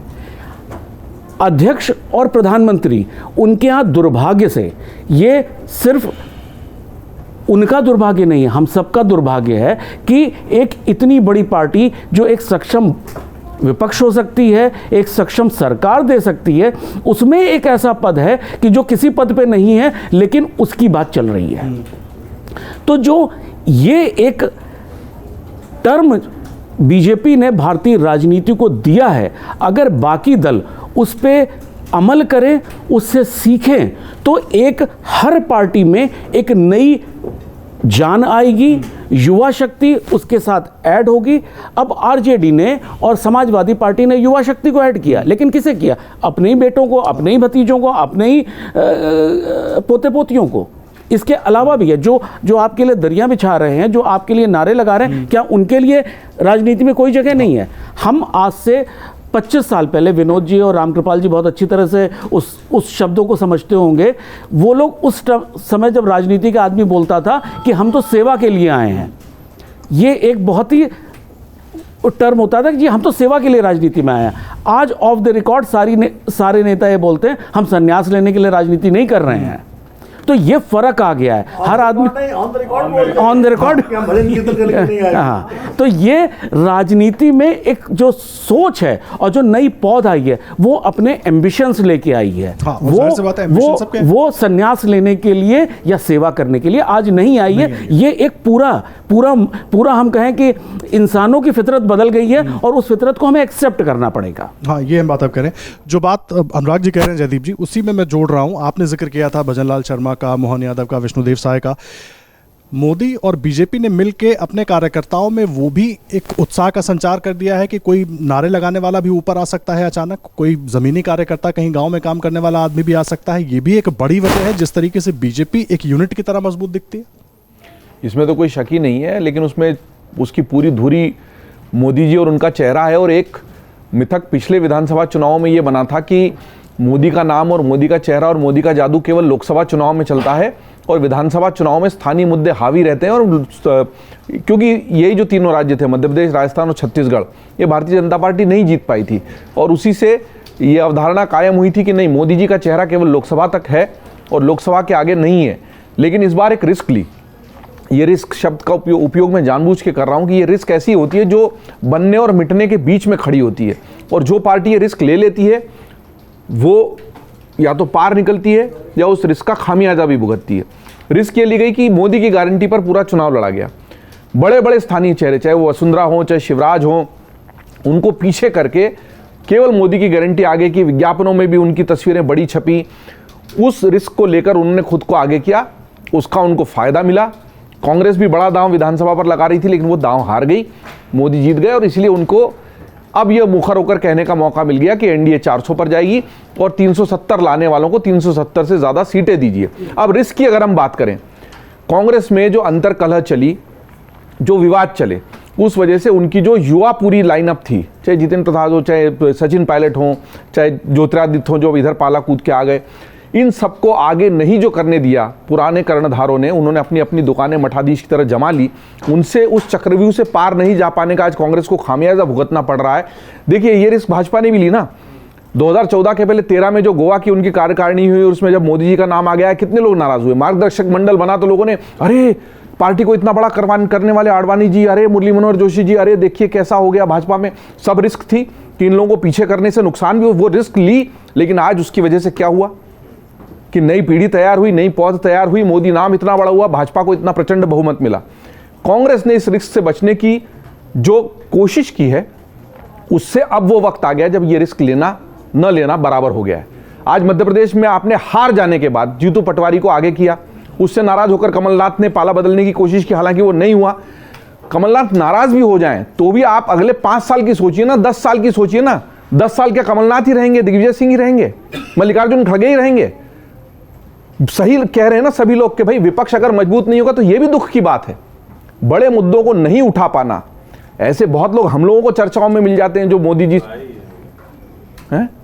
तो सर आए ही बेचारे, वो तो नहीं तो देखिए, नहीं वही है ना, वो विजन अगर आपके पास नहीं होगा कि ये कब तक चलेंगे, किस विचार से चलेंगे, युवा नेतृत्व तो क्यों नहीं ला रहे हैं। आज हम नहीं भी जीत पा रहे हैं। एक तरफ 2047 की बैठक हो रही है, आप इस बार के चुनाव भाई आप आज से 5 साल, चलो आज नहीं जीत पा रहे हैं, आज कमजोर हैं, आज 400 का प्रभाव है, 5 साल बाद कहां होंगे, 10 साल बाद कहां होंगे, ये सोच अगर नहीं होगी तो पार्टी कैसे खड़ी हो पाएगी। आप अपनी यात्रा छोड़कर वहां कैम्ब्रिज में, हो सकता है आपका अपॉइंटमेंट था, पहले से जाना था, मैं उस पर नहीं जा रहा हूं, हार जीत उससे तय भी नहीं हो रही, लेकिन छवि तय हो रही है। ये बात आप कह रहे हैं, आप एक टिप्पणी करना चाह रहे थे सर, जल्दी से। ऐसे ही है ना कि एक जगह वंदे भारत खड़ी है और बगल में मालगाड़ी। अब वंदे भारत में लोग चढ़ रहे हैं, अब आप कहिए कुछ लोगों से कि भैया तुम भी चलो मालगाड़ी में चलते हैं, तो सवाल है कितने लोग मालगाड़ी में खड़े होकर यात्रा करेंगे। दिक्कत ये भी होती। चलिए लेकिन मालगाड़ी के बिना जो है देश का काम भी नहीं चलता है। सही बात है। क्योंकि वंदे भारत से आप कोयला नहीं ढो सकते, वंदे भारत से आप जो है गेहूं नहीं ढो सकते, वंदे भारत से आप स्टील नहीं ढो सकते। अब मैं जो कहना चाहता हूँ वो ये सही। सर मैं जो जयदीप जी ने कहा, मैं उन्हीं की बात को और थोड़ा आगे बढ़ाना चाहता, मतलब उनकी बात से सहमत होते हुए कि 2 चीज़ें थी। एक तो कांग्रेस में जो भी प्रयोग हुए वो बहुत संकोच के साथ हुए। जैसे उदाहरण के लिए जब यूपीए सरकार थी तो तमाम सारे नए नेताओं को आगे लाया गया। ये ज्योतिरादित्य सिंधिया, जितेंद्र प्रसाद, सचिन पायलट, मिलिंद देवड़ा, ये सब उसी दौर के हैं, आरपीएन सिंह, अरुण यादव, ये सब नई पीढ़ी एक लाई गई थी। ये अलग बात, उसमें ज़्यादातर नेताओं के ही बेटे थे, तो वो एक अलग बहस है। लेकिन लाए गए लोग, मीनाक्षी नटराजन, तमाम सारे लोग लाए, एक गैलेक्सी ऑफ लीडर्स सामने दिखाई पड़ी। तो और सत्ता जब होती है तो वो चमक सत्ता की दिखाई पड़ती है। और तब सब लोग मरसिया पड़ रहे थे भारतीय जनता पार्टी का कि भाजपा में तो अडवाणी जी, जोशी जी, ये बूढ़े लोग, यशवंत सिन्हा, जसवंत सिंह, जैसे आज कांग्रेस के हम लोग के बारे में बात करते हैं, भाजपा तो बदल गई। लेकिन समय बदला और रूपांतरण हुआ, और मुझे जैसा कि 2013 में पूरा एकदम, वो मोहन भागवत जी का मुझे याद है जब आके बैठे थे यहाँ केशव कुंज में और कहा था कि party will rise from ashes, जब सारे D4 को, दिल्ली 4 को तलब किया था और उसके बाद अडवाणी जी का युग समाप्ति की ओर बढ़ा था। तो आरएसएस की एक बहुत बड़ी भूमिका है भारतीय जनता पार्टी में, हम उसको हमेशा इग्नोर नहीं कर सकते। कांग्रेस के पास आरएसएस जैसा कोई संगठन नहीं है। नहीं सर, सेवा दल एक सेकंड फर्क है सर, सेवा दल कांग्रेस का बच्चा था, आरएसएस बीजेपी आरएसएस का बच्चा है, आप ये फर्क समझो ना। आरएसएस कंट्रोल आरएसएस सेवा दल नहीं कर सकता, जो बच्चा आप कैसे कंट्रोल कर सकता है? आरएसएस आइडियोलॉजिकल इंस्टीट्यूशन है भाई बीजेपी का, वो उनकी विचार की गंगोत्री है। वो आज मोदी जी का योगदान है, लेकिन मोदी को मोदी बनाने के पीछे, अटल बिहारी वाजपेयी बनाने के पीछे आरएसएस के योगदान को आप नकार नहीं सकते। कांग्रेस के पास या किसी भी विपक्षी दल के पास ऐसा कोई मैकेनिज्म नहीं है। ये हमको इसको देखना चाहिए। आज ठीक है, मोदी जी के नाम पर देश में वोट मिल रहा है, लेकिन अगर आप आरएसएस को माइनस कर दें तो मोदी जी की भी लोकप्रियता आधी रह जाएगी। इसलिए इस तथ्य को देखना चाहिए। और ये मैं विपक्ष के लिए कह रहा हूं कि विपक्ष को सोचना चाहिए कैसे वो एक मैकेनिज्म डेवलप करे इस तरह का, कि ताकि अपने वो जो अब वो आप आश्रित हैं गांधी परिवार पर, आप आश्रित हैं यादव परिवार पर, मुलायम सिंह परिवार पर, आप आश्रित हैं लालू यादव पर, ये जो आश्रिता की जो राजनीति है, इससे कैसे मुक्ति मिले, ये विपक्ष को सोचना पड़ेगा। नहीं जल्दी से। और एक चीज और जोड़ देता हूँ, मैकेनिज्म बनाने से रोका किसने था आपको 70 सालों में? मुझे लगता है इस बात पर चर्चा होनी चाहिए। और देखिए एक बात और समझिए, अब चूंकि जब मैं तुलना करूंगा तो हो सकता है कि फिर कुछ परेशानी की वजह बने, लेकिन सोनिया गांधी क्या बिना राज्यसभा सदस्य के नहीं रह सकती थी? नहीं संभव था ना, राज्यसभा तुरंत उनको चाहिए थी, अपना बंगला बचाना था। आप नहीं मैं पूरी बात हाँ। आप बात को मैं सहमत हूं, बंगला भी बचा रहता, क्योंकि एक्स प्राइम मिनिस्टर की वाइफ को बंगला रहता है लाइव, एक्स प्रेसिडेंट, लेकिन उसके आगे हो सकता है 10 जनपद ना रहता, कोई बंगला मिलता। लेकिन आपकी बात सही है कि उनको राज्यसभा जाने की कोई जरूरत नहीं थी। मैं दरअसल उस मूल बात पे आ रहा हूं। जब आप राष्ट्रीय स्वयंसेवक संघ से तुलना करते हैं तो वहां सैकड़ों हजारों लोग बिना किसी पद की इच्छा मंशा के एक विचार के लिए काम कर रहे हैं कि हमें भारतवर्ष को महान बनाना है। उनमें से जो प्रचारक हैं, पूर्णकालिक हैं, उनका तो कोई परिवार भी नहीं, न बेटा है न बेटी है। उनके मन में, उनकी योजना में, और कल संयोगवश अभी हेडगेवार जी पर एक पुस्तक का लोकार्पण हुआ है अंग्रेजी संस्करण का, तो मैं वहाँ था, जो सरकारवाह हैं दत्तात्रेय हुसबाले जी, उन्होंने किया, तो उन्होंने 2-3 छोटी छोटी बातें कही। उन्होंने कहा जब संघ बना था तो उस बनने से पहले कौन थे? हेडगेवार जी कांग्रेस के कार्यकर्ता थे। ये कम लोगों को पता है, बहुत कम लोग जानते हैं, इस बात की चर्चा नहीं होती। 1921 के असहयोग आंदोलन में वो हिस्सा बने, वो जेल गए। 1930 के जंगल सत्याग्रह में वो बाकायदा सरसंघ चालक की कुर्सी छोड़ दी उन्होंने कुछ समय, ये बहुत कम लोगों को पता है। उनका ये मानना था कि ये संभव नहीं है कि अंग्रेज चले जाएं और मतलब हिंदुस्तानी अंग्रेज राज करने तो कुछ देश का भला हो, देश में बेहतर लोग तैयार हो। उस बड़े लक्ष्य को लेकर संघ काम करता है, और उससे निकलकर बीजेपी भी आई, ढेर सारे संगठन है। तो उसकी तुलना में तो कोई खड़ा नहीं हो सकता, क्योंकि वो त्याग, वो निष्ठा, वो संभव नहीं। लेकिन राजनैतिक तौर पर कांग्रेस के पास बहुत बड़ा, एक तरह से कहें कि उनके पास ऐसा एक उनके पीछे एक शक्ति थी, एक ताकत थी। एक तो गांधी नाम लगा हुआ भी था, वो भी तो इसी भ्रम में तो लोग आधे लोग कह रहे हैं ना, गांधी जी वाली पार्टी, महात्मा गांधी वाली, अब चाहे जिस नाम से हो, भ्रम तो यही था। लेकिन उसके आगे जो बढ़ाना था, जो आप डिलीवरी करते हैं, वो शून्य रही, वो डिलीवरी नहीं हो सकी। इसलिए आज इस स्थिति में, और मैं फिर से कह रहा हूं, राहुल गांधी अगर वो नहीं इच्छुक हैं तो भैया कब तक आप उन्हें, हम लोग के यहाँ गांव में छपरी छवाई जाती है तो बहुत से लोग बांस लगा के, थून लगा के और चढ़ा देते हैं, लेकिन छपरी का जो मूल वाला है वही कमजोर है, तो चढ़ा तो दोगे फिर टूट के गिर जाएगी। कांग्रेस का हश्र बार बार यही हो रहा है। समझ लूँगा। एक मैं बात कह रहा हूँ, देखिए अभी हम लोग बहुत सारी बातें कर रहे हैं, क्यों हुआ, कैसे हुआ, बहुत सारा थ्योरेटिकल चीज़ें हैं। मैं एक बात ज़मीनी सच्चाई की बात कर रहा हूँ। आप कल्पना कीजिए, मैं 14 की बात नहीं कर रहा हूँ, थोड़ा सा और पीछे जाइए। गांव शुद्ध रूप से एक गांव का, या हम आप रहे हों जहाँ कस्बे में भी, वहाँ क्या होता था, सवेरे से उठ करके एक कॉमन मैन का, चाहे किसान हो या वो हो, सुबह जब वो बिस्तर छोड़ के उठता है और रात को बिस्तर पे जाता है सोने, तो किन किन मुद्दों से, जिसको हम कहते हैं ना कि क्या क्या कॉन्ट्रडिक्शंस जिसको कहते हैं ना, क्या विरोधाभास है या क्या इन चीज़ों से उसे गुजरना पड़ता है, इशूज़।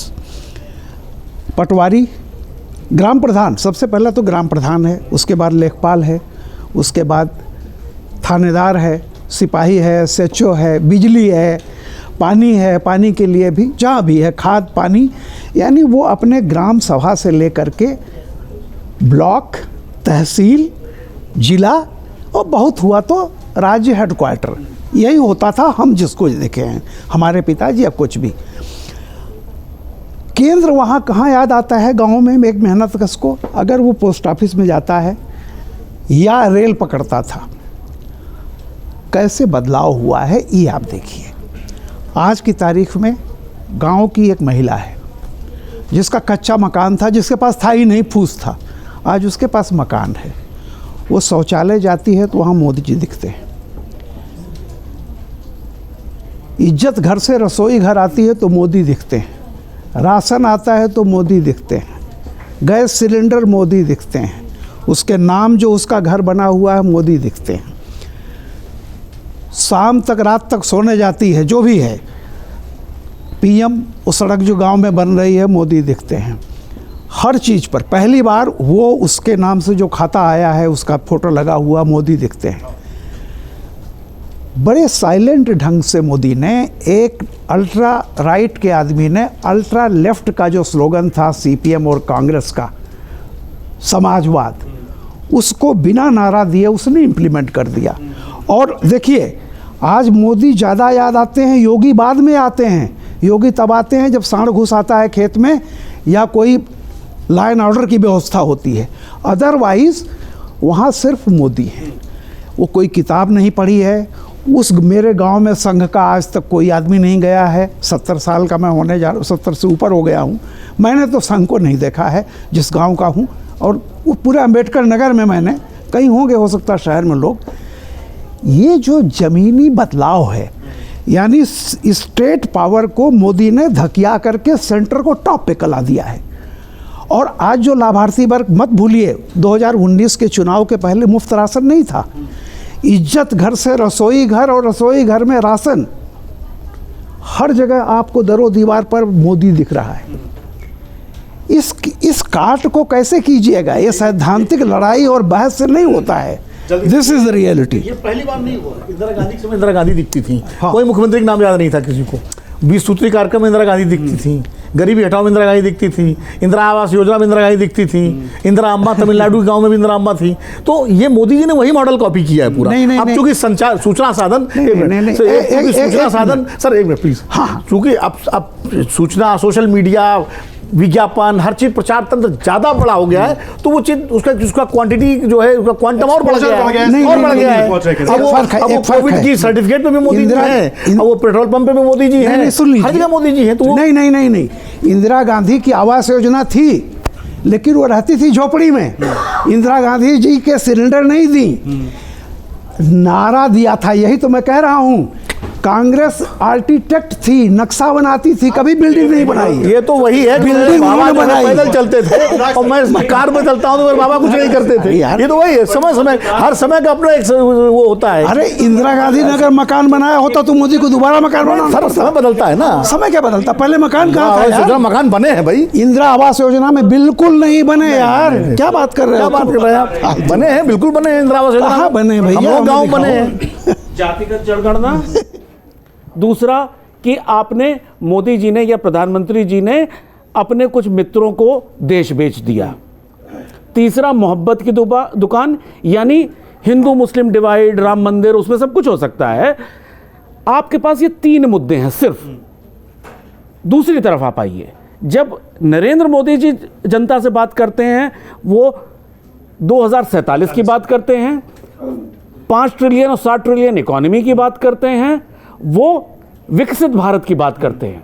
एक वोटर, आप और हम वोटर भी हैं, हमें क्या क्लिक करेगा आप खुद डिसाइड कर लीजिए। ये बात आप कह रहे हैं, तमाम खबरों के खिलाड़ियों को आप सुन रहे थे, और खास करके जिस तरीके से बीजेपी ने एक बड़ी लकीर खींचने की कोशिश की है, क्या विपक्ष उस लकीर के आसपास दिख पा रहा है? इन सब के बीच सवाल ये भी है कि लिस्ट का इंतजार कर रहे हैं बीजेपी और एनडीए गठबंधन के तमाम नेताओं के बीच कहीं ना कहीं एक दिल में उनके शंका तो जरूर होगी किसके आंख में चमक आएगी लिस्ट आने के बाद, किसके कौन उदास होगा, ये भी देखने वाली बात होगी। लेकिन बड़ी बात यह है कि जिस रणनीति के साथ बीजेपी आगे बढ़ने की कोशिश कर रही है, जो एक बड़ी पिक्चर दिखाने की कोशिश कर रही है, क्या विपक्ष उसके आसपास उस ढंग से पहुंच पाएगा जिस ढंग से अभी तक दावे होते रहे, या ये लड़ाई एक तरफा रहेगी? ये बड़ा सवाल है। और आप भी इस पर, आपको क्या लगता है, अपने जवाब हमारे कमेंट बॉक्स में आकर जरूर लिखिएगा, ताकि अगले शो में हम उन कमेंट्स को शामिल करें और अपने साथ जुड़े तमाम खबरों के खिलाड़ियों से उस पर उनकी राय भी ले सकें। लेकिन फिलहाल खबरों के खिलाड़ी की इस खास पेशकश में इतना ही। धन्यवाद। आप अमरउजाला.com पर देश और दुनिया की हर बड़ी खबर से जुड़े अपडेट के लिए जरूर जुड़े रहिए। अगर आप ये वीडियो YouTube पर देख रहे हैं तो हमारे चैनल को सब्सक्राइब करें और बेल आइकन को दबाना ना भूलें। अगर आप Facebook पर ये वीडियो देख रहे हैं तो हमारे पेज को लाइक करें।